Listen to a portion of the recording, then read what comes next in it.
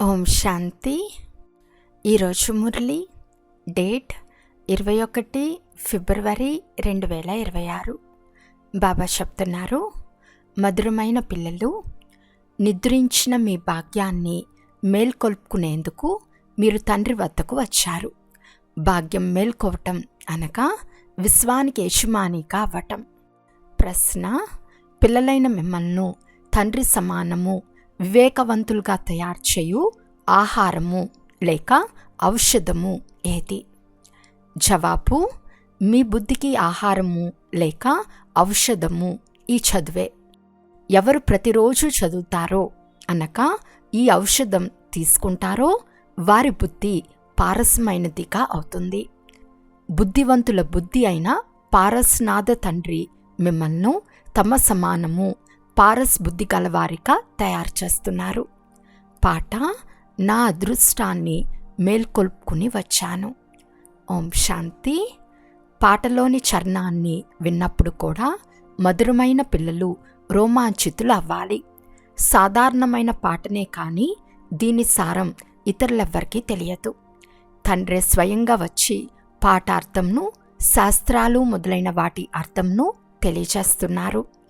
కలియుగంలో అందరి భాగ్యము నిద్రిస్తోందని కూడా మధురమైన పిల్లలకు తెలుసు. సత్యుగంలో అందరి భాగ్యం మేల్కొని ఉంటుంది. నిద్రిస్తున్న భాగ్యాన్ని మేల్కొల్పి శ్రీమతంనిచ్చి పురుషార్థం చేయించువారు ఒక్క తండ్రి మాత్రమే. వారే కూర్చుని పిల్లల భాగ్యాన్ని మేల్కొల్పుతున్నారు. పిల్లలు జన్మిస్తూనే వారి భాగ్యం మేల్కొంటుంది. పిల్లలు జన్మిస్తూనే మేము వారసులము అని వారికి తెలిసిపోతుంది. అదేవిధంగా ఇది అనంతమైన విషయము. కల్పకల్పం మన భాగ్యం మేల్కొని మళ్ళీ నిద్రిస్తుందని పిల్లలకు తెలుసు. పావనమైనప్పుడు భాగ్యం మేల్కొంటుంది. పావన గృహస్థ ఆశ్రమము అంటారు. ఆశ్రమము అనే పదం పవిత్రమైనది.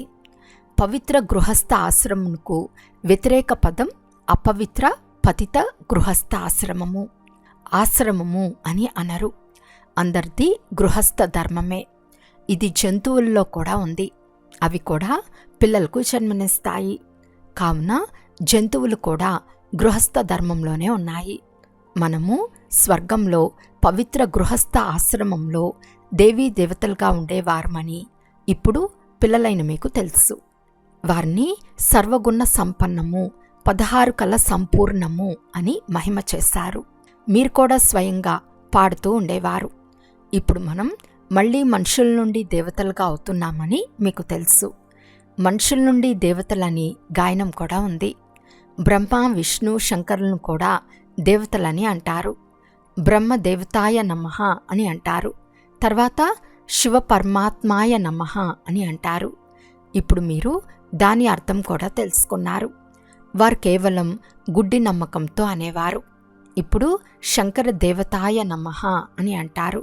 శివుని మాత్రం శివ పరమాత్మాయ నమః అని అంటారు. తేడా ఉంది కదా. ఆయన దేవత, వీరు పరమాత్మ. శివశంకరులు ఒక్కరే అని అనరాదు. మనం రాతిబుద్ధి గలవారిగా ఉండేవారమని మీకు తెలుసు. ఇప్పుడు పారస్బుద్ధి గలవారిగా అవుతూ ఉన్నారు. దేవతలను రాతి బుద్ధి అని అనరు. రావణ రాజ్యంలో గ్రామానుసారం మళ్ళీ మెట్లు దిగే తీరాలి. పారస్బుద్ధి నుండి రాతి బుద్ధిగా అవ్వాలి. అందరికంటే గొప్ప బుద్ధివంతులు ఒక్క తండ్రి మాత్రమే. ఇప్పుడు మీ బుద్ధిలో శక్తి లేదు. తండ్రి కూర్చుని పారస్బుద్ధిగా తయారు చేస్తారు. మీరు ఇచ్చటకు పారస్బుద్ధిగా తయారయ్యేందుకు వచ్చారు. పారస్నాథుని మందిరం కూడా ఉంది. అక్కడ ఉత్సవాలు జరుగుతాయి. కానీ పారస్నాథుడు ఎవరో ఎవరికీ తెలియదు. వాస్తవానికి బంగారంగా తయారు చేయవారు ఒక్క తండ్రి మాత్రమే. వారిని బుద్ధివంతుల బుద్ధి అని అంటారు. ఈ జ్ఞానం పిల్లలైన మీ బుద్ధికి భూషణము. దీని ద్వారా మీ బుద్ధి ఎంతో పరివర్తన చెందుతుంది. ఈ ప్రపంచం ముళ్ళడివిగా ఉంది. ఒకరికొకరు ఎంతో దుఃఖంని ఇచ్చుకుంటున్నారు. ఇప్పుడుండేది తమో ప్రధాన రౌరవ నరకం. గరుడ పురాణంలో చాలా ఆసక్తికరమైన విషయాలు రాసేశారు. ఇప్పుడు పిల్లలైన మీ బుద్ధికి బలమైన ఆహారం లభించింది. అనంతమైన తండ్రి ఈ ఆహారంను ఇస్తున్నారు. ఇది ఒక చదువు. దీనిని జ్ఞాన అమృతము అని కూడా అంటారు. ఇది నీరు కాదు. ఈ సమయంలో అన్ని వస్తువులను అమృతము అని అంటారు. గంగాచలంను కూడా అమృతమని అంటారు. దేవతల పాదాలు కడిగి దానిని కూడా అమృతమే అని అంటారు. ఇవన్నీ బుద్ధి ద్వారా అర్థం చేసుకునే విషయాలు కదా. ఇది అమృతమా లేక పతిత పావని అయిన గంగాచలము అమృతమా? వారి ఇచ్చే తీర్థంను పతితులను పావనంగా చేస్తుందని అనరు. గంగాచలంనే పతిత పావని అని అంటారు. మానవుడు మరణించినప్పుడు గంగాచలం నోటిలో ఉండాలని అంటారు. అర్జునుడు బాణం వేసి అమృత జలంను తాగించినట్లు చూపిస్తారు. పిల్లలైన మీరు ఎలాంటి బాణాలు వేయరు. బాణాలతో యుద్ధం చేసే ఒక గ్రామం ఉంది. అచ్చటి రాజును ఈశ్వరుని అవతారమని అంటారు. ఎవరూ కూడా ఈశ్వరుని అవతారం అవ్వలేరు. వాస్తవానికి సర్వుల సద్గతి దాత అయిన సద్గురువు ఒకే ఒక్కరు. ఇప్పుడు ఆత్మలందరినీ తమ వెంట తీసుకెళ్తారు. తండ్రి తప్ప ఇతరులెవ్వరూ వాపస్ తీసుకెళ్లలేరు. బ్రహ్మలో లీనమయ్యే మాట కూడా లేదు. ఇది తయారైన నాటకము. సృష్టి చక్రం అనాదిగా తిరుగుతూనే ఉంది. ప్రపంచ చరిత్ర భూగోళాలు ఎలా రిపీట్ అవుతాయో ఇప్పుడు మీకు తెలుసు. ఇతరులెవ్వరికీ తెలియదు. మనుషులు అనగా ఆత్మలు తమ తండ్రి అయిన రచయితను గురించి కూడా తెలియదు. వారిని ఓ గాడ్ ఫాదర్ అని స్మృతి చేస్తారు. హద్దు తండ్రిని ఎప్పుడూ గాడ్ ఫాదర్ అని అనరు. గాడ్ ఫాదర్ అనే పదంను చాలా గౌరవంగా అంటారు. వారిని పతిత పావనుడు అని, దుఃఖహర్త సుఖకర్త అని కూడా అంటారు. ఒకవైపు దుఃఖహర్త సుఖకర్త అని అంటారు. కానీ ఏదైనా దుఃఖం కలిగినప్పుడు లేక పుత్రుడు మరణించినప్పుడు ఈశ్వరుడే సుఖ దుఃఖాలను ఇస్తారు అని అంటారు.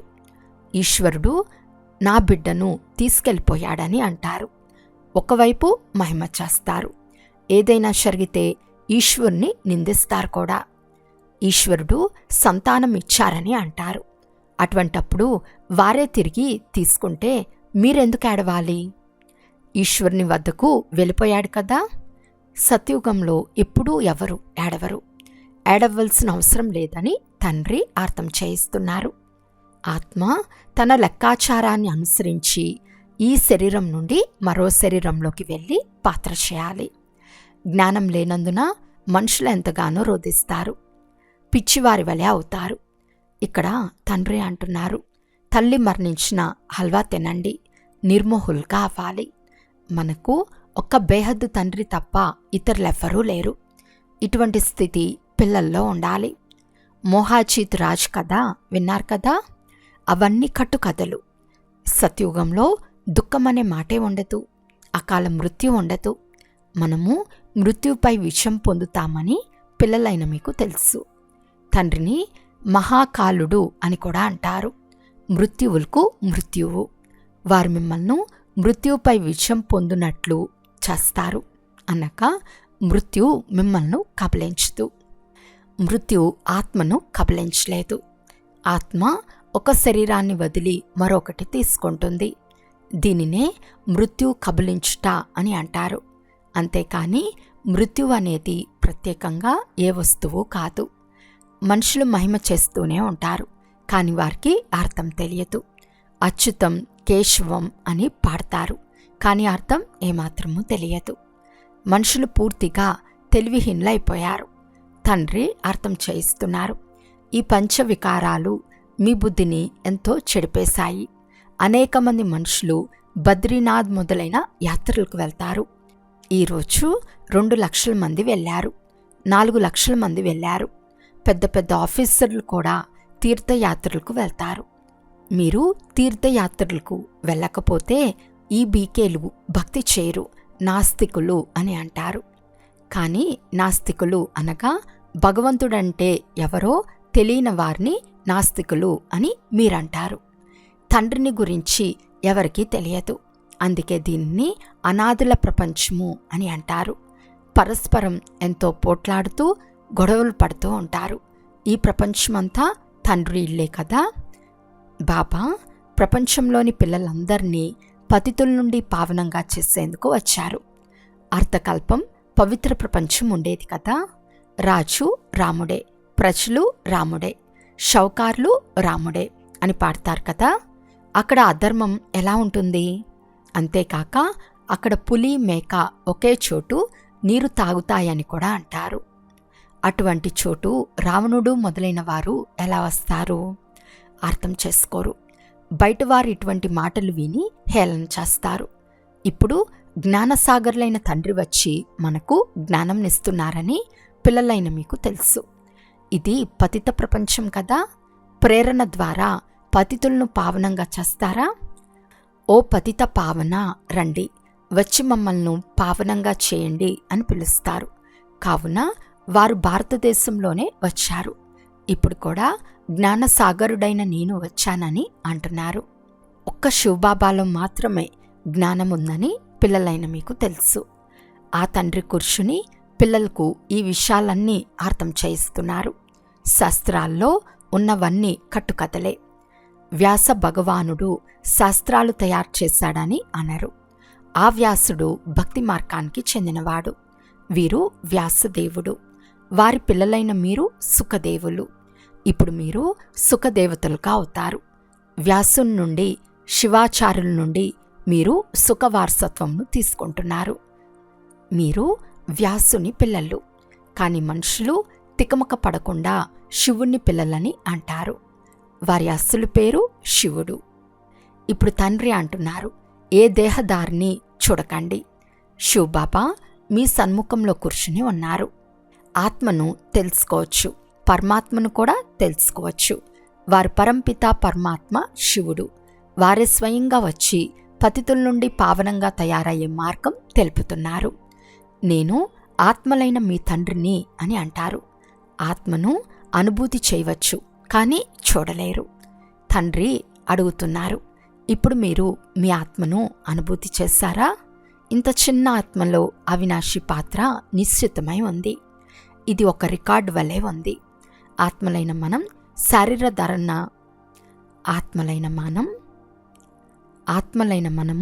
శారీర ధారణ చేశామని మీకు తెలుసు.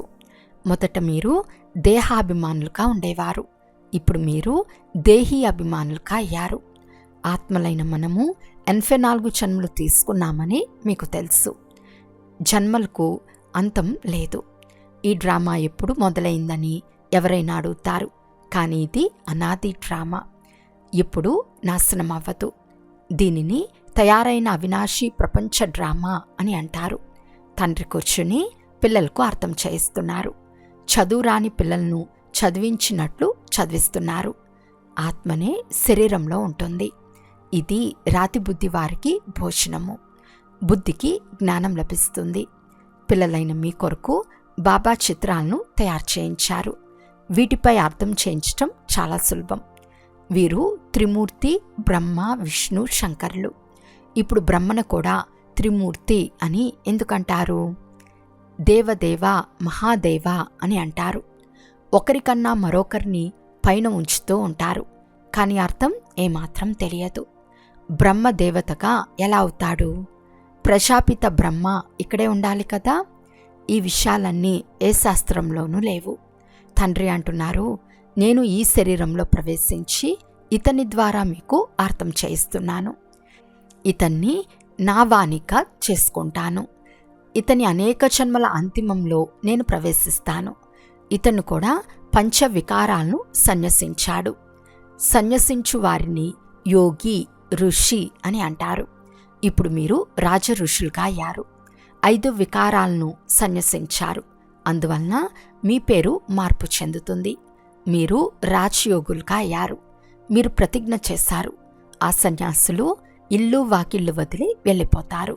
ఇక్కడ స్త్రీ పురుషులు ఇరువురు కలిసి ఉంటారు. వికారాలకు వశమవ్వమని ప్రతిజ్ఞ చేస్తారు. ముఖ్యమైనది వికారాల విషయమే. శివబాబా రచయిత అని పిల్లలైన మీకు తెలుసు. ఆయన నూతన సృష్టిని రచిస్తారు. బీజరూపులు, సచ్చిత్ ఆనంద సాగర్లు, జ్ఞానసాగర్లు. స్థాపన, వినాశనం, పాలన ఎలా చేస్తారో తండ్రికి మాత్రమే తెలుసు. మనుషులకు తెలియదు. బీకేలు ప్రపంచాన్ని నాశనం చేస్తారని ఆలోచించకుండా అంటారు. మంచిది, మీ నోట్లో గులాబ్ జామున్. వీరు వినాశనానికి నిమిత్తులయ్యారని అంటారు. వీరు శాస్త్రాలను కానీ, భక్తిని కానీ, గురువులను కానీ ఎవరినీ అంగీకరించరు. కేవలం వారి దాదాను మాత్రమే గౌరవిస్తారని అంటారు. కానీ తండ్రి స్వయంగా అంటున్నారు, ఇది పతిత శరీరం, నేను ఇందులో ప్రవేశించాను. పతిత ప్రపంచంలో ఒక్కరు కూడా పవిత్రంగా ఉండరు. మనుషులు వినిపించిన మాటలను వింటారు, అవే మాటలు మాట్లాడుతూ ఉంటారు. ఇటువంటి మాటల ద్వారానే భారతదేశం దుర్గతి పాలైంది. ఇప్పుడు తండ్రి వచ్చి సత్యాన్ని వినిపించి అందరికీ సద్గతిని ఇస్తున్నారు. అచ్చా, మధురాతి మధురమైన అపురూపమైన పిల్లలకు మాతాపిత బాప్దాదాల ప్రియ స్మృతులు మరియు గుడ్ మార్నింగ్. ఆత్మీక పిల్లలకు ఆత్మీక తండ్రి నమస్తే. ఆత్మీక తండ్రికి ఆత్మీక పిల్లల యొక్క ప్రియ స్మృతులు మరియు నమస్తే నమస్తే నమస్తే. ధారణ కొరకు ముఖ్య సారము. ఫస్ట్ పాయింట్, తండ్రి నుండి సుఖ వారసత్వాన్ని తీసుకునేందుకు సుఖంనిచ్చే దేవతగా తయారవ్వాలి. అందరికీ సుఖంనివ్వాలి. రాజఋషులుగా అయ్యేందుకు అన్ని వికారాలను సన్యసించాలి. సెకండ్ పాయింట్, చదివే సత్యమైన ఆహారం. సద్గతి కొరకు వినిపించిన మాటలను వదిలి ఒక్క శ్రీమతంనే అనుసరించాలి. ఒక్క తండ్రి ద్వారానే వినాలి. మోహాచితులు కావాలి. ఈరోజు వరదానము. తమ అసలైన సంస్కారాలను ఎమర్జ్ చేసి సదా హర్షితంగా ఉండే జ్ఞానస్వరూప భవ. ఏ పిల్లలైతే జ్ఞానస్మరణ చేసి దాని స్వరూపంగా అవుతారో వారు సదా హర్షితంగా ఉంటారు. సదా హర్షితంగా ఉండటమే బ్రాహ్మణ జీవితం యొక్క అసలైన సంస్కారము. దివ్య గుణాలు మీ వస్తువు, అవగుణాలు మాయ యొక్క వస్తువు. అవి సాంగత్య దోషం ద్వారా వచ్చేశాయి. ఇప్పుడు వాటికి వీపు చూపించండి. అంతేకాక తమ ఆల్మైటీ అథారిటీ యొక్క పొజిషన్పై ఉంటే సదాహర్షితంగా ఉంటారు. ఏ అసురి సంస్కారం కానీ, వ్యర్థ సంస్కారం కానీ మీ ముందుకు వచ్చేందుకు ధైర్యం కూడా చేయలేవు. స్లోగన్: సంపూర్ణత యొక్క లక్ష్యాన్ని ముందుంచుకుంటే సంకల్పంలో కూడా ఎలాంటి ఆకర్షించలేదు. అవ్యక్త సూచన: ఏకత మరియు విశ్వాసం యొక్క విశేషత ద్వారా సఫలతా సంపన్నంగా అవ్వండి. ఏకత కొరకు గౌరవం ఇవ్వటమే గౌరవం తీసుకోవటం అనే ఆత్మీక తాయెత్తును సదా తమ వద్ద ఉంచుకోవాలి. ఈ రికార్డ్ సఫలత యొక్క అవినాశి రికార్డుగా అయిపోతుంది. ముందు మీరు అనే ఒకే సఫలత యొక్క మంత్రమే మీ నోటిపై ఉండాలి. ఈ మహామంత్రం మనసులో పక్కాగా ఉండాలి.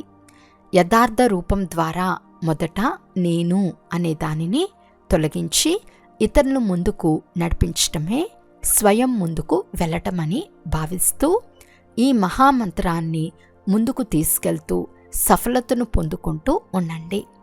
ఈ మంత్రం మరియు తాయెత్తు సదాచతలో ఉంటే ప్రత్యక్షత డంకా మోగుతుంది.